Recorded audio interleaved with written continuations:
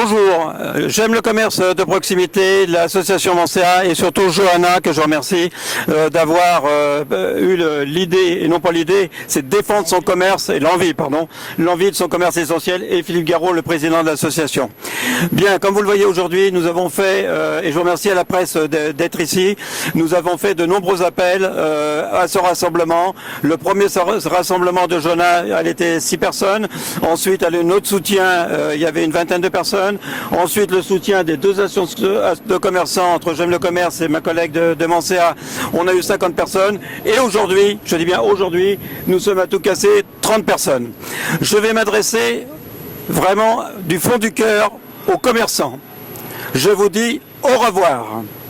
En tant que Philippe Guédère, fondateur de J'aime le commerce de proximité. J'ai donné la présidence à Philippe Garot. Nous devions aller, comme on le fait ensemble, on est main dans la main pour cette association de commerçants que j'ai créée il y a 5 ans. Je ne connaissais pas le commerce de proximité. Je ne dirais rien contre le commerce de proximité. C'est un commerce vivant, un commerce de citoyens, un commerce de fidélité, un commerce pour les clients, un commerce qui a toute sa justification, où nous avons donné rien que le nom, il y a 5 ans, rien que le nom, on a fait ce qui se passe aujourd'hui. Venez dans vos commerces de proximité. Aujourd'hui, je suis déçu. Donc je le prends à titre personnel, ça n'engage en rien l'association, elle fera ce qu'elle a à faire, mais à compter de maintenant où je vous parle, mon activité à l'association de fondateurs évidemment s'arrête, et mon activité de faire les vidéos et défendre le commerce de proximité s'arrête à l'instant où j'aurai fini de parler. À un moment donné, il faut le savoir ce que l'on veut. Moi, on m'a appris dans la vie à assumer ses responsabilités. Depuis 5 ans, je les assume. Nous les assumons ensemble.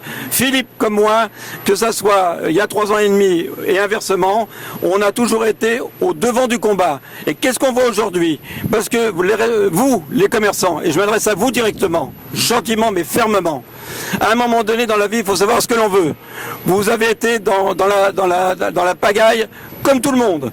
Vous avez eu des moments difficiles, psychologiquement, financièrement. Le Covid-19, c'est pas moi qui l'ai inventé, ni Philippe, ni Mancéa, ni qui que ce soit. Aujourd'hui, votre place était avec nous. Je vais laisser la parole à Johanna. Elle a eu le mérite, une esthéticienne à 60 km du Mans, dans un petit village de 2800 habitants. Excusez-moi l'expression, elle en a, ou vous en avez pas, les commerçants qui sont en face de moi. Vous devez, à un moment donné, vous poser la question et vous regarder dans la glace. Moi, quand je me regarde dans la glace, je sais où je suis. Je suis devant vous pour vous défendre. Alors, bien sûr, on va me répéter ce que je connais depuis longtemps. Vous êtes retraité, vous avez du temps. Mais du temps, c'est 10 heures par jour. C'est 5 heures de vidéo. C'est de mettre sur les réseaux Facebook, Instagram, LinkedIn.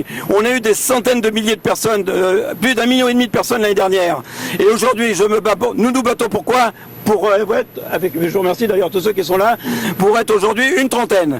Et bien vous, messieurs et mesdames les restaurateurs, à part 1 ou 2 qui sont là, les restaurants, les coiffeurs, les marchands de jouets, on a défendu les 4 boutiques de jouets, il n'y en a pas une. Les instituts de beauté, à part évidemment Johanna qui est là, et je sais pas, et Isabelle qui est là, il y a 2 instituts de beauté, il n'y a pas un coiffeur qui devrait être solidaire des commerces non essentiels. Alors ce que je vais vous dire aujourd'hui, je suis déçu.